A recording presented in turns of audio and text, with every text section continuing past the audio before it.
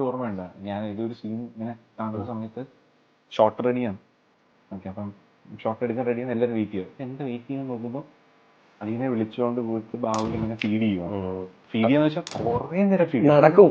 ഞങ്ങൾ ഇങ്ങനെ നടക്കും. അവിടെ ഷൂട്ടിന് റെഡിയായി എല്ലാവരും നിൽക്കുമ്പോഴും ഞാനിങ്ങനെ നോക്കുമ്പോൾ എല്ലാം റെഡിയാണെന്ന് കാണാം. പക്ഷെ ബാബു നിന്ന് വളരെ ഡീറ്റെയിൽ ആയിട്ട് ഇതാണ് ക്യാരക്ടർ, ഇങ്ങനെയാണ് അവന്റെ മാനസികമായിട്ട് ഇങ്ങനെയാണ് പോകുന്നത്. ഇൻവെസ്റ്റിലാറിന്റെ പാട്ട് ബിജിഎം ഒക്കെ വെച്ച് എന്നെ ഇങ്ങനെ വിടും. വ്യക്തമായി പറയുകയാണെങ്കിൽ നല്ല റൈറ്റേഴ്സാണ് നല്ല ക്യാരക്ടേഴ്സ് ഉണ്ടാക്കുന്നത്. അപ്പം ഇതിൽ നമ്മൾ എന്തൊക്കെ വിചാരിച്ചുകൊണ്ട് പോയാലും അതവിടെ ചെല്ലുമ്പോൾ പൊളിയും. അപ്പം അങ്ങനെ അധികം വിചാരിക്കാതിരിക്കുന്നതാണ് ഏറ്റവും നല്ലത്.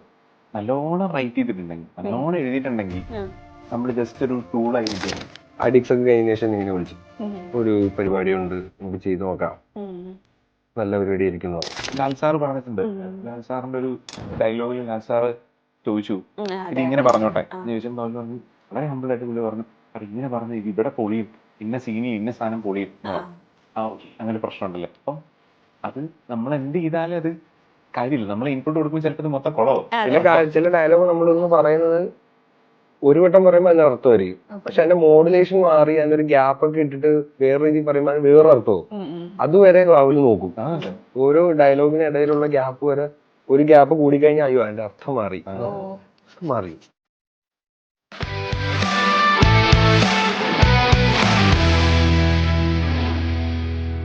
Hi hello, welcome to fan villas golden hour. Kerala crime files ഇപ്പോൾ ഏറ്റവും ചർച്ച ചെയ്യപ്പെട്ടുകൊണ്ടിരിക്കുന്ന ഒരു സീരീസിൻ്റെ വിശേഷങ്ങളുമായിട്ട് നമ്മളോടൊപ്പം പോലീസുകാരനും വില്ലനുമാണ് ചേരാനായിട്ട് പോകുന്നത്. Actor Ranjith Shekhar and Sirajuddin. Hi, welcome both. അപ്പം എന്തായാലും നല്ല ഒരു റെസ്പോൺസസ് ഒക്കെ ആയിട്ട് സീരീസ് റിലീസായ ശേഷം ഇങ്ങനെ ഏറ്റവും ഭംഗിയായിട്ട് മുന്നോട്ട് പോയിക്കൊണ്ടിരിക്കുകയാണ്. മമ്മൂക്ക വരെ മെസ്സേജ് അയച്ചു എന്നൊക്കെ കേട്ടു. ഞാനത് വളരെ സർപ്രൈസ് ആക്കി വെച്ചിരുന്നാണല്ലോ. സർപ്രൈസ് ആയിരുന്നു അത്. ഓക്കെ, അപ്പം എന്തായാലും മെസ്സേജ് അയച്ചു, അങ്ങനെ നല്ല നല്ല റെസ്പോൺസസ് വരുന്നുണ്ട്. അപ്പം ആഫ്റ്റർ ഓൾ എല്ലാം കൂടെ കഴിയുമ്പോഴത്തേക്കിനും റിലീസിന് ശേഷം എങ്ങനെ പോകുന്നു, എന്ത് ഫീൽ ചെയ്യുന്നു? നല്ല സന്തോഷം. പറഞ്ഞാല് നമ്മൾ ആഗ്രഹിച്ചിരുന്നാണല്ലോ നമ്മള് നല്ലൊരു വർക്കിന്റെ ഭാഗമാകുക, നമ്മൾ ചെയ്യുന്ന കാര്യങ്ങൾക്ക് നല്ല അപ്രിസിയേഷൻ കിട്ടുക, അതൊക്കെ ഭയങ്കര സന്തോഷമുള്ള കാര്യമാണ്. അപ്പൊ ഇപ്പൊ ഭയങ്കര സന്തോഷത്തിലാണ് നിൽക്കണേ. നമ്മള് പുതിയൊരു വർക്കിന്റെ സക്സസിന്റെ സന്തോഷം, അത് വലിയ സന്തോഷമാണ്. ഞാൻ സന്തോഷം തന്നെ. പിന്നെ ബേസിക്കലി എന്താന്ന് വെച്ചാൽ ഒരു പുതിയ, ഇപ്പം നമ്മൾ ഈ സ്ക്രിപ്റ്റ് വായിക്കുന്ന സമയത്ത് കിഷ്കിന്ധ ഇറങ്ങിയിട്ടില്ല. KCF 1 എന്ന് പറയുന്ന ഒരു ഭയങ്കരമായിട്ടുള്ളൊരു ഹിറ്റ് ഫ്രാഞ്ചൈസി നിൽക്കുന്നുണ്ട്. അപ്പം അതിൻ്റെ സെക്കൻഡ് പാർട്ടാണല്ലോ വരുന്നത്. അപ്പം അതിൽ ബാഹുൽ എഴുതുന്നു, ആമദിൻ്റെ ഡിറക്ഷൻ. അപ്പം ഒരു ഭയങ്കര നല്ലൊരു ടീമിൻ്റെ പാർട്ടായി. ഫസ്റ്റ് ഓഫ് ഓൾ അതൊരു ഭയങ്കര സന്തോഷമുള്ള കാര്യമാണ്. അത് ഇത് സക്സസ് ആണോ ഫെയിലിയർ ആണോ എന്ന് നമുക്ക് ആദ്യം അറിയില്ല. നമ്മൾ ചെയ്യാൻ പോകുന്നൊരു ഒരു ടീമിൻ്റെ കൂടെയാണ്. അത് ഭയങ്കര അടിപൊളി ടീമാണെന്ന് അറിയാം. അതായിരുന്നു ഫസ്റ്റ് ഹാപ്പിനെസ്. അത് കഴിഞ്ഞത് വർക്കായി എന്നറിയുമ്പോൾ ഡെഫിനറ്റ്ലി അതൊരു ഭയങ്കര സന്തോഷമുള്ള കാര്യമാണ്. രണ്ടുപേരും എങ്ങനെ ഇന്നായത് ഈ ഒരു സീരീസിലേക്ക്? അവർക്ക് തോന്നി, അവര് വിളിച്ചു. ഒരു നല്ല പെർഫോമർ ആയിരുന്നു. നല്ലൊരു ജേർണി എങ്ങനെയായിരുന്നു? ഞാൻ കുറെ വർഷങ്ങൾ ജൂണൊക്കെ കഴിഞ്ഞ് നിൽക്കുമ്പോഴേ അഹമ്മദ് ഖാൻ വിളിച്ചിട്ടുണ്ട്. അവസരം ഇങ്ങനെ ഭയങ്കര അവസ്ഥയിലാണ്, എന്താണ് ഇനി അങ്ങോട്ട് മുന്നോട്ട് പോവുക, എങ്ങനെയാണ് ഫ്യൂച്ചർ എന്നൊന്നും അറിയില്ല, ആരും വിളിക്കുന്നില്ല എന്നുള്ള രീതിയിൽ സങ്കടപ്പെട്ടൊക്കെ നിൽക്കുന്ന എല്ലാവരുടെ ലൈഫിലും അല്ലെ, അഭിനയമോഹം ആയിട്ട് നടക്കുന്ന എല്ലാവരുടെ ലൈഫിലും അങ്ങനെ ഒരു സ്റ്റേജ് വരും. അല്ലെ, അതിലൂടെ കടന്നു പോകാത്തവരായിട്ട് ആരും ഉണ്ടാവില്ല. അങ്ങനെ സ്റ്റേജിൽ എന്ത് ചെയ്യണമെന്ന് അറിയില്ല, ആരെ വിളിക്കണം, അങ്ങനെയൊക്കെ നിൽക്കുന്ന സമയത്ത് എന്തോ അഹമ്മദിക്കെ വിളിക്കാൻ തോന്നി, അങ്ങനെ വിളിച്ചിട്ടുണ്ടായിരുന്നു. അപ്പൊ അഹമ്മദിക്കായിട്ട് സങ്കടങ്ങൾ പറഞ്ഞു, ഞാൻ എന്റെ സങ്കടങ്ങൾ പറഞ്ഞു. അപ്പൊ എന്തെങ്കിലുമൊക്കെ വരുവാടാ, ഒരു ദിവസം വരും, നമ്മൾ കാത്തിരിക്കാം, നമുക്ക് വർക്ക് ചെയ്യാം, എന്തായാലും ഒരുമിച്ചെന്നൊക്കെ അന്ന് പറഞ്ഞ് എന്നെ സമാധാനിപ്പിച്ചൊക്കെ വെച്ചിരുന്നു. അങ്ങനെ കുറെ വർഷങ്ങൾക്ക് ശേഷം അഡിക്സ് ഒക്കെ കഴിഞ്ഞ ശേഷം ഇങ്ങനെ വിളിച്ചു, ഒരു പരിപാടിയുണ്ട്, നമുക്ക് ചെയ്തു നോക്കാം, നല്ല പരിപാടി ആയിരിക്കും. അവൻ ഹാസിന്റെ അടുത്ത് ഞാൻ ഇങ്ങനെ പറഞ്ഞേ, നമുക്ക് അത്രയും കോൺഫിഡൻസ് ഉള്ള ഒരു ടീമും നമ്മളെ വിളിക്കുമ്പോ നമ്മുടെ സ്റ്റേജ് വെച്ചിട്ട് ഒന്നും കേൾക്കണ്ട, സ്ക്രിപ്റ്റ് ഒന്നും കേൾക്കണ്ട, ഞാൻ ചെയ്തോളാം എന്നുള്ള രീതി ഹാസിനോടും അങ്ങനെ തന്നെ പറഞ്ഞേ, അഹമ്മദിക്കടുത്തും അങ്ങനെ തന്നെ പറഞ്ഞു, സ്ക്രിപ്റ്റ് ഒന്നും വേണ്ട, നമുക്ക് ചെയ്യാം, നമുക്ക് കേൾക്കാം എന്നുള്ള രീതി പറഞ്ഞു. അപ്പൊ അഹമ്മദിക്ക പറഞ്ഞു, അങ്ങനെ പറഞ്ഞാൽ പറ്റില്ല, ഇതിനകത്ത് നീ കേൾക്കണം, കുറച്ചൊക്കെ നീ അറിയാനുണ്ട്, കേൾക്കണം, ഇങ്ങനൊരു പരിപാടിയാണോ ശരി എന്നുള്ളത്. അപ്പോഴും അതിന്റെ ഒരു വാല്യൂ, വലിപ്പോ, ക്യാരക്ടറിന്റെ ഒരു ഇത് എനിക്ക്, കാരണം എനിക്ക് സ്ക്രിപ്റ്റ് അങ്ങനെ ഡീറ്റെയിൽ ആയിട്ട് എൻ്റെ അടുത്ത് പറയാഞ്ഞത് കൊണ്ട് എനിക്ക് അറിയില്ലായിരുന്നു. ഇവർക്കൊക്കെ നേരത്തെ അറിയായിരുന്നു. അപ്പോ ഞാൻ കൊണ്ടല് ചെയ്തുകൊണ്ടിരിക്കുന്ന സമയത്തായിരുന്നു ഇതിന്റെ ഷൂട്ടും. ചെറിയ പ്രശ്നങ്ങളൊക്കെ ഉണ്ടായിരുന്നു, പക്ഷെ എന്തോ ഭാഗ്യത്തിനല്ലേ ഇപ്പൊ ഞാൻ ചിന്തിക്കുമ്പോ എന്തോ വലിയൊരു ഭാഗ്യം എനിക്ക് ചെയ്യാൻ ശരിക്കും പറഞ്ഞാൽ ഡേറ്റ് ഇഷ്യൂ ഉണ്ടായിരുന്നു. കൊണ്ടൽ ഷൂട്ട് നടക്കുന്നു, അപ്പൊ ഇവിടെ ഷൂട്ടിംഗ് സ്റ്റാർട്ട് ചെയ്യാൻ പോകുന്നു, അല്ലെങ്കിൽ ലുക്ക് പ്രശ്നമുണ്ട്. അപ്പൊ ഞാനിത് വായിച്ചു കഴിഞ്ഞ് അപ്പൊ ഞാൻ വായിച്ചു കഴിഞ്ഞ ഉടനെ ഞാൻ ചോദിക്കുന്നത് ജെയ്സ് മോൻ ആരാ ചെയ്യുന്നത്, ജെയ്സ് മോൻ ആരാ എന്നുള്ളതാണ്. ഇങ്ങനെ സിറാജാണ് ചെയ്യുന്നത് എന്ന് പറഞ്ഞു. അപ്പൊ ഓക്കെ ഓക്കെ. എന്നിട്ട് അടുത്ത ദിവസം ഞാൻ കണ്ടപ്പോൾ പറഞ്ഞ് സിറാജിന്റെ ഡേറ്റിന്റെ ഒരു പ്രശ്നമുണ്ട് എന്ന് പറഞ്ഞു. എന്ത് പ്രശ്നം? ഞാനിപ്പുറത്തെ മല്ലടിക്കുക, എനിക്ക് എങ്ങനെയും പോയേ പറ്റൂന്നുള്ളത്. ഭയങ്കര റോളാണല്ലോ ഇത്. വൺ ഇൻ ലൈഫ് ടൈം എന്ന് വെച്ചാൽ ഇതുപോലത്തെ കിടലൻ റോളുകൾ ഒരു പക്ഷേ സോഫാർ ഏറ്റവും കിടലൻ റോള്. അപ്പം പിന്നെ അളിയൻ ഭയങ്കര ടൈറ്റ് ആയി, പിന്നെ വരുമില്ലെന്നറിയാം. അപ്പൊ എനിക്കൊരു അപ്പൊ എന്നെയും ഇവിടുന്ന് ഈ ടീമിൽ നിന്നൊക്കെ എന്നെ വിളിക്കാം, നീ വിട്ടെന്ന് പറഞ്ഞ ശരിയാണോ, നീ ചെയ്യുന്നില്ലേ? ഞാൻ പറഞ്ഞു. അപ്പൊ ഇവിടെ നിന്നുള്ള കോളൊക്കെ വരുമ്പോ എനിക്ക് പ്രഷറായി, ഇത് എന്തായാലും ഇങ്ങനെ എല്ലാവരും വിളിക്കണേ, അപ്പൊ ചെയ്യണോ വേണ്ടയോ? കാരണം നമ്മള് കാരണം ഒരു ടീമിൽ ഒരു പ്രശ്നം വരരുത്. ഇവിടെ കൊണ്ടൽ എന്ന് പറഞ്ഞാൽ വേറെ രീതിയിൽ ഷൂട്ട് ചെയ്യുന്ന ഒരു പടമാണ്. നമ്മള് ഫുൾ ടൈം കടലില് രാവിലെ പോയാൽ രാത്രി വൈകുന്നേരം വരുള്ളൂ. അപ്പൊ അങ്ങനത്തെ ഒരു പോകുന്ന സമയത്ത് എനിക്ക് പോയി വരാനൊക്കെ ബുദ്ധിമുട്ടും അങ്ങനെ പ്രശ്നങ്ങൾ വന്നപ്പം ഞാൻ പോയ ഇവിടെ പ്രശ്നമാവും, അവിടെ പോയില്ലെങ്കിൽ എന്റെ കയ്യിൽ നിന്ന് എന്തോ വലുത് പോവാൻ പോകുന്നു എന്നുള്ളൊരു തോന്നല്. അങ്ങനൊക്കെ ഭയങ്കര പ്രഷറിലാ ചെയ്തേ. പക്ഷെ എന്തോ ഭയത്തിനായാലും കംപ്ലീറ്റ് ആയി നല്ല സക്സസ്ഫുൾ ആയി. എനിക്കൊന്ന് സിറാജിന്റെ ഡേറ്റ് കാരണം അവര് വേറെ ആൾക്കാരെ നോക്കാന്നുള്ള ഒരു പോയിന്റ് വരെ എത്തിയായിരുന്നു. ഓപ്ഷൻസ് എടുത്തു. എന്റെ ഫ്രണ്ട്സ് തന്നെ വിളിച്ച് ചോദിക്കാൻ തുടങ്ങി വേറെ ഓപ്ഷൻസ് എന്തെങ്കിലും. അപ്പൊ അവരെന്നെ വിളിക്കും, നീ വേറെ ഓപ്ഷൻ ആയിട്ട് നോക്കുന്നു, നീ എന്താ ഉദ്ദേശം എന്നൊക്കെ ചോദിച്ചു. എനിക്കൊരു തീരുമാനം എടുക്കാൻ പറ്റാതെ ആ പോയിന്റിലൊക്കെ ഇങ്ങനെ നമുക്ക് യൂസ്ഡ് അല്ലല്ലോ നമ്മൾ ഈ പരിപാടി, വേറൊരെണ്ണം ചെയ്യണോ ഇത്, അങ്ങനത്തെ ആ ഒരു സ്റ്റേജിലെത്തിയപ്പോ ഇച്ചിരി 12 മാസത്തിൽ ബാക്കി 8 മാസം വെറുതെ ആയിരിക്കും. ഒരെണ്ണം വരുമ്പോ 2-3 ഒരുമിച്ച് എന്ത് ചെയ്യും? ഞാൻ പ്ലാൻഡ് ആയിരുന്നില്ല, എനിക്കറിയില്ലായിരുന്നു. എനിക്ക് AK നേരത്തെ പരിചയമുണ്ട്. പക്ഷെ ഞാൻ ഒരിക്കലും വിചാരിച്ചില്ല ഞാൻ ഇങ്ങനെ ഒരു റോളിൽ വരുന്നോ. ഭയങ്കര സർപ്രൈസ്ഡ് ആയിരുന്നു. നമ്മളെപ്പോഴും ഒരുമിച്ച് ബ്രേക്ക്ഫാസ്റ്റ് കഴിക്കാൻ പോവാം. നമ്മളൊരു ഫുഡീസ് ആണ് രണ്ടുപേരും. അപ്പം നമ്മള് അല്ലാതെ സിനിമയൊന്നും അല്ലാതെ തന്നെ സിനിമയെ കുറിച്ച് സംസാരിക്കുകയൊക്കെ ചെയ്യുന്നത്. അപ്പൊ പെട്ടെന്ന് ഇങ്ങനെ പറഞ്ഞു ഇങ്ങനെയാണ് KCF 2 സ്റ്റാർട്ട് ചെയ്യാൻ പോകുന്നു. അപ്പോഴും ഓക്കെ അടിപൊളി. അപ്പോഴും ഞാൻ വിചാരിച്ചില്ല ഞാൻ അതിൽ കാസ്റ്റ് ചെയ്യപ്പെടുമെന്ന്. പക്ഷെ ഇങ്ങനെ AK പറഞ്ഞു, ഒരു ദിവസം പറഞ്ഞു ഇങ്ങനെ ഒരു CPO പ്രവീൺ എന്ന് പറഞ്ഞ റോളുണ്ട്, അർച്ചന ചെയ്യാൻ പറ്റുമോ എന്ന് ചോദിച്ചു. ചെയ്യാൻ പറ്റുമോന്ന് ചോദിച്ചാല് വേറെ ആരെങ്കിലും ഓപ്ഷൻ ഉണ്ടോ ഞാൻ ഭയങ്കര സർപ്രൈസ്ഡ് ആയിരുന്നു. ഞാൻ ഒരിക്കലും വിചാരിച്ചില്ല അങ്ങനെ ഒരു എന്നെ AK വിളിക്കുമെന്ന് ഞാൻ വിചാരിച്ചിരുന്നില്ല. ഭയങ്കര ഹാപ്പിനെസ് ഉള്ള സാധനം. നിങ്ങൾ രണ്ടുപേരും AK എന്നാണോ വിളിക്കുന്നത്? വിളിക്കാൻ എളുപ്പമായതുകൊണ്ട് അങ്ങനെ. ഞാൻ അഹമ്മദിക്കാർക്ക് പ്രായം ചോദിച്ചിട്ടില്ല, പക്ഷെ ഞാൻ അഹമ്മദിക്കാന്നാണ് വിളിക്കുന്നത് പണ്ട് തൊട്ടേ. ചുമ്മാതെ അല്ലല്ല, സത്യം പ്രായമുണ്ട്. അല്ല, എനിക്ക് പ്രായമുണ്ട്. അതുകൊണ്ട് ഞങ്ങൾ അങ്ങോട്ടും ഇങ്ങോട്ടും അത് ഇക്കാന്ന് വിളിക്കുന്നത് റെസ്പെക്ടിന്റെ പുറത്ത് ഞാൻ വിളിക്കുന്നത്. ഓ അങ്ങനെ, ശരി. AKG എന്ന് വിളിച്ചോണ്ട് അത് ഇച്ചിരി കൂടുതലായി. അപ്പം ഈ ക്യാരക്ടറിലേക്ക് വരുവാണെങ്കിൽ CPO പ്രവീൺ ആക്ച്വലി പറഞ്ഞ ഒരു ഇച്ചിരി ലേശം ചൊറിയാനാണ്, കുറച്ച് ആറ്റിറ്റ്യൂഡ്, കുറച്ച് ആറ്റിറ്റ്യൂഡ് ഉണ്ട്. ഞാനൊരു പോലീസുകാരനാണ്, എന്നെ കുറച്ച് പേര് ബഹുമാനിക്കണം, ഞാൻ പറയുന്നതൊക്കെ ഒന്ന് കേൾക്കണം എന്നൊക്കെ ഉള്ളൊരു ആറ്റിറ്റ്യൂഡ് കൂടി ഉള്ള ഒരാളാണ്. അപ്പൊ ശരിക്കും എന്താണ് കിട്ടിയിട്ടുണ്ടായിരുന്ന ഒരു ബ്രീഫിംഗ് എന്തായിരുന്നു, അല്ലെങ്കിൽ ഒരു ഡിസ്ക്രിപ്ഷൻ എന്തായിരുന്നു ഈ ഒരു ക്യാരക്ടറിന്റെ?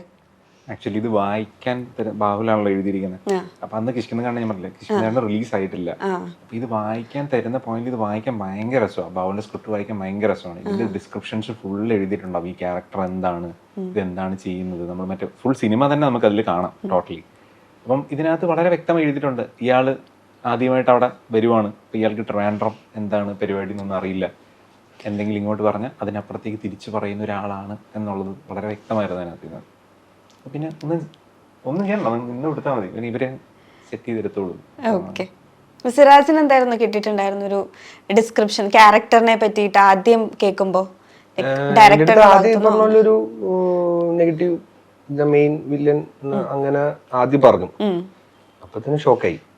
പിന്നെ എനിക്ക് ശരിക്കും ലൊക്കേഷനിൽ നിന്നാണ് കാര്യങ്ങൾ പറഞ്ഞിരുന്നത്. ഷോട്ടിന് മുന്നേ ഇതായിരിക്കും ഇവന്റെ സിറ്റുവേഷൻ, ഇതിപ്പോ ചെയ്തുകൊണ്ടിരിക്കുമ്പോ ഇവന്റെ മുന്നേ ഉള്ള മാനസികാവസ്ഥ ഇങ്ങനെയായിരിക്കും, ശേഷം ഇങ്ങനെയായിരിക്കും, ഇപ്പൊ ഇവിടെ നിൽക്കുന്നത് ഈ ഒരു മാനസികാവസ്ഥയിലായിരിക്കും, ഇങ്ങനെ വളരെ ഡീറ്റെയിൽ ആയിട്ട് ബാഹു പറഞ്ഞുതരും. അപ്പൊ എന്റെ അടുത്ത് ഫുൾ എനിക്കിപ്പോഴും ഓർമ്മയുണ്ട, ഞാൻ ഇതൊരു സീൻ ഇങ്ങനെ കാണുന്ന സമയത്ത് ഷോട്ട് റെഡിയാണ്. ഓക്കെ, അപ്പം ഷോട്ട് എടുക്കാൻ റെഡിയാണ്, എല്ലാവരും വെയിറ്റ് ചെയ്യുക. അപ്പൊ എന്താ വെയിറ്റ് ചെയ്യാൻ നോക്കുമ്പോൾ അളിയനെ വിളിച്ചോണ്ട് പോയിട്ട് ബാഹുൽ ഇങ്ങനെ ഫീഡ് ചെയ്യുവാണ്. ഫീഡ് ചെയ്യാന്ന് വെച്ചാൽ കുറെ നേരം ഫീഡ് നടക്കും, ഞങ്ങൾ ഇങ്ങനെ നടക്കും. അവിടെ ഷൂട്ടിന് റെഡിയായി എല്ലാവരും നിൽക്കുമ്പോഴും ഞാനിങ്ങനെ നോക്കുമ്പോൾ എല്ലാം റെഡിയാകുന്ന കാണാം. പക്ഷെ ബാഹു നിന്ന് വളരെ ഡീറ്റെയിൽ ആയിട്ട് ഇതാണ് ക്യാരക്ടർ, ഇങ്ങനെയാണ് അവന്റെ മാനസികാവസ്ഥ, ഇപ്പൊ ഇങ്ങനെയാണ് പോകുന്നത്. എന്നിട്ട് ഇൻഡസ്ട്രിയലാറിന്റെ BGM ഒക്കെ വെച്ച് എന്നെ ഇങ്ങനെ വിടും, ഹെഡ്സെറ്റ് ഒക്കെ വെച്ചിട്ട് വിടും. എന്നിട്ട് അത് ഒരു പകുതിയാകുമ്പോൾ എൻ്റെ അടുത്ത് പിന്നെയും പറയും, ഇങ്ങനെയാണ് മാനസികാവസ്ഥ, ഇങ്ങനെയാണ്, ഇങ്ങനെയൊക്കെയാണ് പ്രശ്നങ്ങൾ. അല്ല, അപ്പൊ എനിക്ക് ഓർമ്മയുണ്ട്. അപ്പം അസിസ്റ്റന്റ് വന്നിട്ട് ഇപ്പൊ ഇങ്ങനെ സംസാരിക്കും. അസിസ്റ്റന്റ് ഇവിടെ വന്നിട്ട് വിളിക്കുന്നുണ്ട്, എന്നിട്ട് ഇത് പിന്നെയും കണ്ടിന്യൂ പിന്നെയും പറഞ്ഞുകൊണ്ടിരിക്കുക. പക്ഷെ അത് ഭയങ്കര എക്സ്പീരിയൻസ് ആയിരുന്നു. എനിക്ക് ഭയങ്കര, നമ്മൾ വർക്ക് ചെയ്തതിൽ നിന്നും അങ്ങനെ ആ ഒരു നമ്മൾ ഓരോ സിനിമയിൽ നിന്നും അല്ലെങ്കിൽ ഓരോ ലൊക്കേഷനിൽ നിന്നും ഓരോ കാര്യങ്ങൾ പഠിക്കുമല്ലോ. ഇവിടെ വന്നപ്പോൾ ഇങ്ങനെ ഒരു കാര്യം ഭയങ്കരമായിട്ട് നമുക്ക് കുറച്ചും കൂടെ ഒരു എന്താ പറയാ, ഒരു പുതിയ അപ്ഡേഷൻ ആയിരുന്നു ആ ഒരു ട്രീറ്റ്മെന്റ്. അങ്ങനെ ബാഹു ഭയങ്കര ഡീറ്റെയിൽ ആയിട്ട് പറഞ്ഞു തരും. അപ്പൊ എനിക്ക് കൂടുതലും ഷോട്ടിന് മുന്നേ ഇങ്ങനെ പറഞ്ഞു തരും. പിന്നെ വളരെ ഇമ്പോർട്ടൻറ്റ് സീനിലൊക്കെ ഒരു 2 ദിവസം മുന്നേ പറയും, അടുത്ത ചിലപ്പോൾ ഇതായിരിക്കും എടുക്കാൻ പോണേ, അപ്പൊ അതിന് ഇങ്ങനെയൊക്കെ ഒന്ന് നോക്കി വെച്ചേക്കും എന്നൊക്കെ പറഞ്ഞു തരും. Okay okay okay. അപ്പം ഈ ലൈക്ക് ഇപ്പം RDX ആണെങ്കിലും അതുപോലെ ഇപ്പം നമ്മൾ 1000 Babies എടുത്താലും ക്രൈം ഫയൽസ് എടുത്താലും ഇതിനകത്തിലെല്ലാം ഒരു ഭയങ്കരമായിട്ടുള്ള ഒരു എക്സെൻട്രിക് ക്യാരക്ടേഴ്സ് ആണല്ലോ സിറാജിന് വന്നിട്ടുള്ളത്. അപ്പം ശരിക്കും പറഞ്ഞു കഴിഞ്ഞാൽ ഇപ്പോൾ RDXന്റെ കാര്യം എടുക്കുകയാണെങ്കിൽ നമുക്ക് വേണമെങ്കിൽ ഒരു പൂരപ്പറമ്പിൽ നിന്നോ അല്ലെങ്കിൽ ഒരു ഉത്സവപ്പറമ്പിൽ നിന്നൊക്കെ നമുക്കൊരു റെഫറൻസ് എടുക്കാൻ പറ്റും ഏകദേശം. പക്ഷേ ഈ 1000 Babies ആണെങ്കിലും ക്രൈം ഫയൽസ് ആണെങ്കിലും നമുക്കൊരു റെഫറൻസ് ഇല്ലാത്തൊരു സാധനമാണല്ലോ, എവിടുന്ന് എന്ത് ചെയ്യണം. അപ്പോൾ ശരിക്കും നിങ്ങളുടെ ഒരു പ്രോസസ്സ് എങ്ങനെയാണ്? ഒരു ക്യാരക്ടർ കിട്ടുന്ന സമയത്ത് നിങ്ങൾ രണ്ടുപേരും എങ്ങനെയാ ആ ഒരു ക്യാരക്ടർ, ഓക്കെ അവർ പറയും, ഡിസ്ക്രൈബ് ചെയ്യും, പക്ഷെ ഫസ്റ്റ് നമ്മളാണല്ലോ അത് സ്ക്രീനിലേക്ക് എത്തിക്കേണ്ടത്. അപ്പോൾ അത് നിങ്ങളുടെ ഒരു പ്രോസസ്സ് എങ്ങനെയാ? അങ്ങനെ പ്രോസസ് ഒന്നും ഇല്ല, ഉണ്ടോ? ഇല്ല, എനിക്ക് തോന്നുന്നു വ്യക്തമായി പറയുകയാണെങ്കിൽ നല്ല റൈറ്റേഴ്സ് ആണ് നല്ല ക്യാരക്ടേഴ്സ് ഉണ്ടാക്കുന്നത്. ഓക്കെ, അപ്പം ഇതിൽ നമ്മൾ എന്തൊക്കെ വിചാരിച്ചുകൊണ്ട് പോയാലും അത് അവിടെ ചെന്നുമ്പോൾ പൊളിയും. അപ്പം അങ്ങനെ അധികം വിചാരിക്കാതിരിക്കുന്നതാണ് ഏറ്റവും നല്ലത്. നല്ലോണം റൈറ്റ് ചെയ്തിട്ടുണ്ടെങ്കിൽ, നല്ലോണം എഴുതിയിട്ടുണ്ടെങ്കിൽ നമ്മൾ ജസ്റ്റ് ഒരു ടൂൾ ആയിരിക്കുക. ഈ പറഞ്ഞ പോലെ നമ്മൾ ചെയ്തു എന്ന് പറയുന്നത് ഒരു പ്രോസസ്സാണ്. അവര് പറയുന്ന കാര്യം നമുക്ക് ഒബ്സർവ് ചെയ്ത് നമുക്കത് ചെയ്യാൻ പറ്റി, ഫസ്റ്റ് ടേക്കിൽ ഓക്കെ ആവുന്നുണ്ടെങ്കിൽ നമുക്ക് തന്നെ റെഡി കിട്ടും. ഓക്കെ, ഇതാണ് പരിപാടി അവർക്ക് വേണ്ടത്. അപ്പൊ അവരും ഓക്കെ ആയിരിക്കും, അവര് ഹാപ്പി ആണെന്നുണ്ടെങ്കിൽ നമുക്ക് കുറച്ചുകൂടെ കോൺഫിഡൻസ് കൊടുത്തുള്ളൂ നമുക്ക് ആ ഒരു മീറ്റർ തന്നെ പിടിച്ച് മുന്നോട്ട് പോകാൻ വേണ്ടിട്ട്. ആദ്യത്തെ 2 ദിവസം എല്ലാവർക്കും എല്ലാ സെറ്റിലും കൺഫ്യൂസ്ഡ് ആയിരിക്കും അല്ലേ? ഡിഫിക്കൽട്ട് ആയിരിക്കും. ആക്ച്വലി ഡിഫിക്കൽട്ട് ആയിരിക്കും, ഭയങ്കര ഇൻഹിബിഷൻസ് ഉണ്ടാവും. നമ്മൾ ക്യാരക്ടർ ഇത് കറക്റ്റ് ആണോ, വൺസ് ഒരു ദിവസം 2 ദിവസം കഴിയുമ്പോൾ ഇത് ഓക്കെ ആയി വരുമ്പോഴാണ് ശരിക്കും നമ്മളും ശരിക്കും അതിലേക്ക് ഇന്നാവുന്നത്. അത് ആ ടീമിന്റെയാണ് നമുക്ക് പറഞ്ഞു തരുന്ന രീതി, നമ്മളെ ഒന്ന് കംഫർട്ട് ആക്കുന്നത്. അതൊക്കെ ആ ടീമിന്റെ ഡയറക്ടർ, റൈറ്റർ, ആ ഒരു ലൊക്കേഷനിൽ എത്തുമ്പോൾ തന്നെ നമുക്കൊരു എനർജി കിട്ടും. പിന്നെ കോസ്റ്റ്യൂമിലൊക്കെ കയറി കഴിഞ്ഞ് എല്ലാം കഴിയുമ്പോൾ നമുക്ക് ക്യാരക്ടറിൽ ഇന്നാവും. പ്രിപ്പറേഷൻ പറഞ്ഞ പോലെ പ്രോസസ് ആയിട്ടില്ല. പക്ഷെ എന്നാലും നമ്മളിപ്പം വൺസ് ട്രാവൽ ചെയ്ത് തുടങ്ങുമ്പോൾ നമുക്ക് തോന്നും ഓക്കെ ഇവിടെ ഇംപ്രൂവൈസ് ചെയ്യാൻ പറ്റുമോ. അത് നമ്മൾ വളരെ മാന്യമായിട്ട് ചോദിച്ചിട്ട് അത് ഓക്കെ ആണെങ്കിൽ മാത്രം നമ്മൾ ചെയ്യാം. ഓക്കെ, അല്ലാതെ ഇപ്പം പറഞ്ഞ പോലെ ഇപ്പം ഡയറക്ടറിന്റെ ഒരു ഇതെടുക്കുന്നത് പോലെ, അതായത് ഡയറക്ടർ പറഞ്ഞു തരുന്നു അതേപോലെ നമ്മൾ ആക്ട് ചെയ്യുന്നു എന്നുള്ളൊരു അതിനെക്കാട്ടിലപ്പുറം നിങ്ങൾക്ക് പറഞ്ഞു തരുമ്പോൾ നിങ്ങളത് നമ്മുടെ ഒരു രീതിയിൽ എടുത്തിട്ട് അങ്ങനെ അതിനെ കൊണ്ടുവരാൻ നോക്കാറുണ്ടോ? നോക്കാറുണ്ട്, വേണ്ടെന്ന് പറയും ചില അത് വേണ്ട, അത് എക്സ്ട്രാ പറയുന്നില്ല, അത് നല്ലതാ. ആ ഒരു ഈ ടീം വർക്കാണ് എല്ലാവരും. റീസൺ ബാഹുലിന്റെ സ്ക്രിപ്റ്റിൽ ബാഹുൽ 250 പ്രാവശ്യം എഴുതിയിട്ട് ഇത് എഴുതുന്ന ഡയലോഗ് എഴുതുന്നത്. അപ്പൊ അത് ഇപ്പം ലാൽ സാറ് പറഞ്ഞിട്ടുണ്ട്. ലാൽ സാറിന്റെ ഒരു ഡയലോഗിൽ ലാൽ സാറ് ചോദിച്ചു ഇത് ഇങ്ങനെ പറഞ്ഞോട്ടെ എന്ന് ചോദിച്ചാൽ ബാഹുൽ പറഞ്ഞു, വളരെ ഹമ്പിൾ ആയിട്ട് പുള്ളി പറഞ്ഞു, സാർ ഇങ്ങനെ പറഞ്ഞ ഇത് ഇവിടെ പൊളിയും, ഇന്ന സീനിൽ ഇന്ന സാധനം പൊളിയും. ഓക്കെ, അങ്ങനെ പ്രശ്നമുണ്ടല്ലേ. അപ്പം അത് നമ്മൾ എന്ത് ചെയ്താലും അത് കാര്യമില്ല. നമ്മൾ ഇൻപുട്ട് കൊടുക്കുമ്പോൾ ചിലപ്പോൾ ഇത് മൊത്തം കുളവും. ചില ഡയലോഗ് നമ്മളൊന്ന് പറയുന്നത് ഒരു വട്ടം പറയുമ്പോൾ അതിന്റെ അർത്ഥമായിരിക്കും, പക്ഷെ അതിന്റെ മോഡുലേഷൻ മാറി അതിന്റെ ഒരു ഗ്യാപ്പ് ഒക്കെ ഇട്ടിട്ട് വേറെ രീതി പറയുമ്പോൾ അതിന് വേറൊരു അർത്ഥവും. അതുവരെ ബാഹുല് നോക്കും. ഓരോ ഡയലോഗിന് ഇടയിലുള്ള ഗ്യാപ്പ് വരെ, ഒരു ഗ്യാപ്പ് കൂടിക്കഴിഞ്ഞാൽ അയ്യോ അതിന്റെ അർത്ഥം മാറി. ഓക്കെ, അപ്പൊ ബാഹു പറയുന്ന രീതിയിൽ പറയും. ചില സമയത്ത് നമ്മുടേതായിട്ടുള്ള രീതിയിൽ പറയുമ്പോൾ അത് ബാഹു വന്നിട്ട് ഈ ഒരു സീരീസിന്റെ അല്ലെ ഈ ഒരു സ്ക്രിപ്റ്റിന്റെ കാര്യത്തിലല്ലേ മോസ്റ്റ്ലി അത് കൂടുതൽ നിങ്ങൾ ഈ പറഞ്ഞത് ആപ്ലിക്കബിൾ ആയിട്ടുള്ളത്. അല്ലാതെ ഇപ്പൊ നിങ്ങൾ അങ്ങനെ ഏതെങ്കിലും ഒരു ക്യാരക്ടറിന്റെ ഒക്കെ കാര്യം കേൾക്കുകയാണെങ്കിലും ഈ ഒരു ഇങ്ങനെ തന്നെ ആയിരിക്കും, ലൈക്ക് ഡയറക്ടർ പറയുന്നത് തന്നെ അങ്ങനെ തന്നെ ഇമോട്ട് ചെയ്യാം എന്നുള്ളൊരു അങ്ങനെ തന്നെ ആയിരിക്കും. എനിക്ക് കൂടുതലും കിട്ടിയിട്ടുള്ളത് സിറ്റുവേഷൻ പറഞ്ഞുതരും. ഈ സിറ്റുവേഷനിൽ എങ്ങനെയാണോ നീ ചെയ്യുന്നത് അത് ചെയ്ത് നോക്ക്, നമുക്ക് അങ്ങനെയാണെങ്കിൽ അങ്ങനെ പോവാം, ഇല്ലെങ്കിൽ വേണ്ട ഓക്കെ. അല്ലാതെ ഈ ക്യാരക്ടറിന് ഇങ്ങനെ തന്നെ വേണം, ഇങ്ങനെ തന്നെ പെരുമാറും. അത് എല്ലാരും ഓരോ ക്യാരക്ടറിന് എന്തായാലും ഒരു ഡീറ്റെയിലിംഗ് ഉണ്ടാവുമല്ലോ. അത് നമുക്ക് കിട്ടി, നമ്മളത് എങ്ങനെ ചെയ്യുന്നു അതിലവർ ഓക്കെ ആണെന്നുണ്ടെങ്കിൽ കണ്ടിന്യൂ ചെയ്യാം. ഞാനങ്ങനെ ചെയ്യാം. ഓക്കെ. ഇപ്പം ആർഡിഎക്സ് ആണെങ്കിലും അതുപോലെ കുറച്ച് മുമ്പ് പറഞ്ഞ പോലെ 1000 ബേബീസ് ആണെങ്കിലും ഇതാണെങ്കിലും മൂന്നിനകത്തിലും വില്ലനാണ്. ആസ്ഥാന വില്ലൻ പദവിയിലേക്ക് പോയിക്കൊണ്ടിരിക്കുകയാണോ? എനിക്കങ്ങനെ ഒരു തോട്ടില്ല. കാരണം നെഗറ്റീവ് ഷെയ്ഡുകളാണെങ്കിലും യെസ്. എല്ലാ ക്യാരക്ടേഴ്സിനും ഒരു ഡബിൾ ഷെയ്ഡ് ഉണ്ട്. ആർഡിഎക്സിലാണെങ്കിലും 1000 ബേബീസിലാണെങ്കിലും കൊണ്ടലിലാണെങ്കിലും ഒക്കെ ഒരു വേറെ ഒരു ത്രൂ ഔട്ട് വില്ലൻ ക്യാരക്ടർ എന്നുള്ളതിനെ മാറ്റി നിർത്തി ഒരു നമുക്ക് പെർഫോം ചെയ്യാനുള്ള സ്പേസും അല്ലെങ്കിൽ നമുക്ക് നമ്മുടെ എന്തെങ്കിലും ഒരു പ്രത്യേകത ഉള്ള ഒരു ക്യാരക്ടർ ആയിരിക്കും. ഇപ്പൊ ഈവൻ ഈ KCF പോലും എല്ലാവർക്കും ഒരു ഇഷ്ടം അല്ലെങ്കിൽ എന്തെങ്കിലും ഒരു നമുക്ക് എവിടെയെങ്കിലും എന്തെങ്കിലും ഒക്കെ ഇടാൻ പറ്റുന്ന രീതിയിലുള്ള ക്യാരക്ടറുകളായിരിക്കും ചെയ്തത്. ആക്ച്വലി ആൾക്കാർ എനിക്ക് തോന്നി ഇപ്പം ഭയങ്കര കമന്റ്സ് വരുന്നെന്ന് പറയുന്നത് ഈ വില്ലൻ നായകനാവുന്ന എന്നുള്ള കോൺസെപ്റ്റ് എന്ന് വെച്ചാൽ ഇതില് അങ്ങനെ വില്ലൻ കോൺസെപ്റ്റ് ഇല്ല. ഇതിനകത്ത് എല്ലാവരും ഒരു ഗ്രേ ഷെയ്ഡ് ആണ്. ഇതിൽ ഇമോഷണലി കണക്റ്റഡ് ആവുന്നത് ജെയ്സ്മോനുമായിട്ടാണ്. ശരിക്കും അതെ. ഏറ്റവും ക്ലൈമാക്സ് എത്തുമ്പോൾ നമുക്ക് ബാക്കി എല്ലാരെക്കാട്ടിലും കൂടുതൽ കുറച്ചുകൂടി ഒരു സിമ്പത്തി ഫീൽ ചെയ്യുന്നത് ഉറപ്പായിട്ടും ജെയ്സ്മോന്റെ അടുത്താണ്. അർജുന്റെ ചിരിയും ഇവർ രണ്ടുപേരും ചിരിയും വെച്ചിരിക്കുന്നത്. ഓക്കെ. ഇപ്പം രഞ്ജിത്തേട്ടനിലേക്ക് വരികയാണെങ്കിൽ ഫസ്റ്റ് മൂവി ഒറ്റമുറി വെളിച്ചമാണ്. അതെ. അപ്പോൾ ആ ഒരു ഭയങ്കര കൺവിക്ഷൻ ഉള്ള ഒരു ഡയറക്ടറിന്റെ ഒരു വിഷണറി ആയിട്ടുള്ള ഒരു മൂവി മേക്കറിന്റെ അല്ലെങ്കിൽ സ്റ്റോറി ടെല്ലറിന്റെ ഒരു മൂവിയാണ് ഒറ്റമുറി വെളിച്ചം എന്ന് പറയുന്നത്. അപ്പം ശരിക്കും പറഞ്ഞു കഴിഞ്ഞാൽ അതിലേക്ക് ആ ഒരു മൂവിയിൽ നിന്ന് കിട്ടിയ ഒരു തുടക്കം എത്രത്തോളം ഹെൽപ്പ് ചെയ്തിട്ടുണ്ട് ആസ് ആൻ ആക്ടർ? ആക്ച്വലി ഞാൻ രാഹുലൊക്കെ ഒരുമിച്ച് വർക്ക് ചെയ്തിരുന്നവരാ. നമ്മൾ ഒരുമിച്ചാണ് സിനിമയിലേക്ക് വരുന്നത്. അപ്പം ഒറ്റമുറി വെളിച്ചം നമ്മുടെ എല്ലാവരുടെയും ആദ്യത്തെ പടമായിരുന്നു. നമ്മുടെ തന്നെ പ്രൊഡക്ഷൻ, ഒരു എമൗണ്ട് ഓഫ് മണി നമ്മൾ കടം വാങ്ങിക്കുന്നു, ലോൺ എടുക്കുന്നു, അങ്ങനെയൊക്കെ ഇട്ടിട്ടാണ് നമ്മൾ ഒറ്റമുറി വെളിച്ചത്തിലേക്ക് വരുന്നത്. ടോട്ടലി നമ്മുടെ ഒരു ഫ്രണ്ട്സ് സർക്കിൾ ഉണ്ടായിരുന്നു. അങ്ങനെ നമ്മളെല്ലാവരും കൂടെയാണ് ചെയ്യുന്നത്. അപ്പോൾ നമ്മൾ ആദ്യം മുതലേ ഉണ്ട് അതിനകത്ത്. നമ്മൾ മാറി നിന്നിട്ടില്ല. നമ്മൾ മറ്റേ ഒരു ആക്ടർ ഡയറക്ടറിലേക്ക് അങ്ങനെ അതിലില്ല. എല്ലാ പണിയുണ്ട്. ഇത് കഴിയുമ്പോൾ നമ്മൾ വന്നിട്ട് അവിടെ ഇഡ്ഡലിയൊക്കെ കൊടുക്കും. അല്ല ശരിക്കും ഞാൻ ആകെ 10-15 പേര് യൂണിറ്റിൽ വർക്ക് ചെയ്തിട്ടുള്ളൂ. ആകെ 3-4 ആക്ടേഴ്സേ ഉള്ളൂ. ദീപക്കാണെങ്കിൽ ഞാൻ അന്ന് കണ്ടതിൽ ഒരു സിനിമ നടനെ ആദ്യമായിട്ട് കാണാൻ ദീപക് പരമ്പോള് വരുന്നത് ലൊക്കേഷൻ. ദീപക്കിനാണ് ഞാൻ ആദ്യമായിട്ട് പുറത്ത് ഒരു സിനിമ ഇൻഡസ്ട്രിയിൽ നിന്ന് ഒരു നടനെ ആദ്യമായിട്ട് കാണുന്നത്. അപ്പൊ അതെ, അങ്ങനെ ഒരു രാഹുലിന്റെ കൺവിക്ഷൻസ് ആണ്. ഞാൻ പറയല്ല, നമ്മള് ഡയറക്ടറാണ് ഇതിന്റെ എല്ലാം. അയാളാണ് വിചാരിക്കുന്നത്. അപ്പം നമുക്കൊരു സ്ക്രിപ്റ്റ്, എനിക്കിത് അറിയില്ലേ, ലോകത്ത് എവിടെയും ഒരാൾക്കൊരു സ്ക്രിപ്റ്റ് വായിച്ചിട്ട് ഇത് വർക്ക് ആവൂല കേട്ടോ, ഇത് വർക്ക് ആവും അങ്ങനെ പറയാൻ പറ്റുമെന്ന് എനിക്കറിയില്ല, എനിക്ക് തോന്നണില്ല. കുറെയൊക്കെ ഒരു വളരെ മോശമാണെങ്കിൽ ഇത് പറയാം, ഇത് മോശമായിട്ട് തോന്നുന്നുണ്ടെന്ന് പറയാം. പക്ഷെ ഇത് വർക്ക് ആവും, ഇത് ഹിറ്റടിക്കും, ഹിറ്റടിക്കില്ല എന്ന് പറയാൻ പറ്റുമെന്ന് എനിക്ക് തോന്നണില്ല. ആ കൺവിക്ഷൻസ് മൊത്തം ഡയറക്ടറിന്റെ ആണ്. അയാളുടെ ധൈര്യത്തിലാണ് നമ്മൾ പോകുന്നത്. അപ്പൊ അത് രാഹുലിന്റെ കഴിവായിരുന്നു. ഓക്കെ. അല്ല, ആ ഒരു ക്യാരക്ടർ തന്നിട്ടുണ്ടാവുന്ന ഒരു പുഷ് ഉണ്ടാവുമല്ലോ. അത്രയും ഫസ്റ്റ് ഒരു മൂവിയാണ്, അത്രയും ഡെപ്ത് ഉള്ളൊരു ചിത്രമാണ്. ആ ഒരു സിനിമ തരുന്ന ഒരു പുഷ് ഉണ്ടാവുമല്ലോ, അത് എങ്ങനെയായിരുന്നു? ഭയങ്കരമായിരുന്നു. അത് എനിക്കിപ്പോ മനസ്സിലാവുന്നില്ല അത് എങ്ങനെയായിരുന്നു ചോദിച്ചാൽ അത് ഡീകോഡ് ചെയ്യാൻ പറ്റുന്നില്ല. പക്ഷെ നമ്മുടെ ആഗ്രഹം എന്ന് പറയുന്നത്, ഇപ്പം അവിയലായിരുന്നു സിറാജിന്റെ, നമ്മളെല്ലാവരും ആഗ്രഹം എന്ന് പറയുന്നത് നമുക്ക് അഭിനയിക്കണം, ഓപ്പർച്യൂണിറ്റി തരിക. ഒരു ഫൈറ്റേഴ്സ് ആണ് ഡെഫിനറ്റ്ലി. നമ്മളിത് ഇനി ഇപ്പൊ ഇവിടെ നിൽക്കുന്നില്ല, ഇത് കഴിഞ്ഞ ഉടനെ അടുത്തത് കിട്ടാൻ വേണ്ടിയുള്ള ഫൈറ്റിലാണ് നമ്മൾ നിൽക്കുന്നത്. അപ്പം ഇപ്പം നിങ്ങൾ രണ്ടുപേരും ഒരുപാട് സിനിമ ആഗ്രഹിച്ച് സിനിമയിലേക്ക് വന്ന രണ്ടാൾക്കാരാണ്. ഇപ്പം സിറാജിന്റെ ഒക്കെ കാര്യം പറയുകയാണെങ്കിൽ ക്ലാസ്മേറ്റ്സിലൊക്കെ ജൂനിയർ ആർട്ടിസ്റ്റ് ആയിട്ട് അഭിനയിച്ചിട്ടുണ്ടെന്ന് കേട്ടിട്ടുണ്ട്.